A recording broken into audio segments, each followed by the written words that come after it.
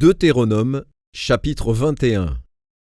Si, dans le pays dont l'Éternel, ton Dieu, te donne la possession, l'on trouve étendu au milieu d'un champ un homme tué, sans que l'on sache qui l'a frappé, tes anciens et tes juges iront mesurer les distances à partir du cadavre jusqu'aux villes des environs. Quand on aura déterminé la ville la plus rapprochée du cadavre, les anciens de cette ville prendront une génisse qui n'est point servie au travail et qui n'est point tirée au joug. Ils feront descendre cette génisse vers un torrent qui jamais ne tarisse et où il n'y ait ni culture ni semence. Et là, ils briseront la nuque à la génisse dans le torrent. Alors s'approcheront les sacrificateurs, fils de Lévi. Car l'Éternel, ton Dieu, les a choisis pour qu'ils le servent et qu'ils bénissent au nom de l'Éternel, et ce sont eux qui doivent prononcer sur toute contestation et sur toute blessure. Tous les anciens de cette ville la plus rapprochée du cadavre laveront leurs mains sur la génisse à laquelle on a brisé la nuque dans le torrent. Et prenant la parole, ils diront : nos mains n'ont point répandu ce sang et nos yeux ne l'ont point vu se répandre.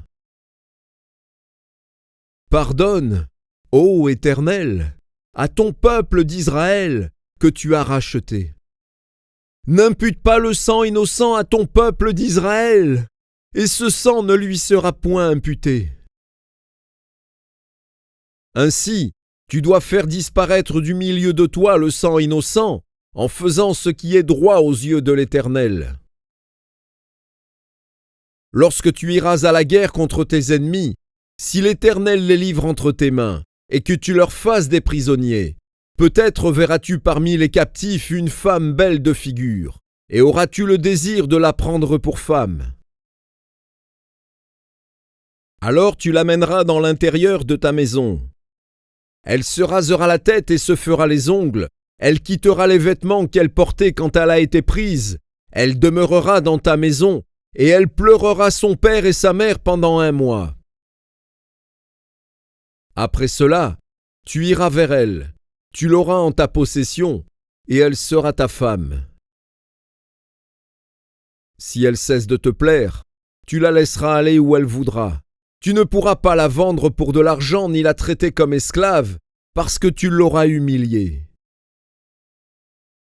Si un homme, qui a 2 femmes, aime l'une et n'aime pas l'autre, et s'il en a des fils dont le premier-né soit de la femme qu'il n'aime pas, il ne pourra point, quand il partagera son bien entre ses fils, reconnaître comme premier-né le fils de celle qu'il aime, à la place du fils de celle qu'il n'aime pas, et qui est le premier-né. Mais il reconnaîtra pour premier-né le fils de celle qu'il n'aime pas, et lui donnera sur son bien une portion double. Car ce fils est les prémices de sa vigueur, le droit d'aînesse lui appartient. Si un homme a un fils indocile et rebelle, n'écoutant ni la voix de son père, ni la voix de sa mère, et ne leur obéissant pas même après qu'ils l'ont châtié, le père et la mère le prendront, et le mèneront vers les anciens de sa ville et à la porte du lieu qu'il habite.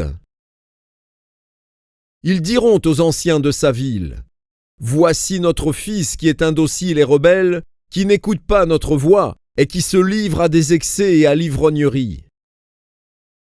Et tous les hommes de sa ville le lapideront, et il mourra. Tu ôteras ainsi le mal du milieu de toi, afin que tout Israël entende et craigne. Si l'on fait mourir un homme qui a commis un crime digne de mort, et que tu l'aies pendu à un bois, son cadavre ne passera point la nuit sur le bois. Mais tu l'enterreras le jour même, car celui qui est pendu est un objet de malédiction auprès de Dieu, et tu ne souilleras point le pays que l'Éternel, ton Dieu, te donne pour héritage.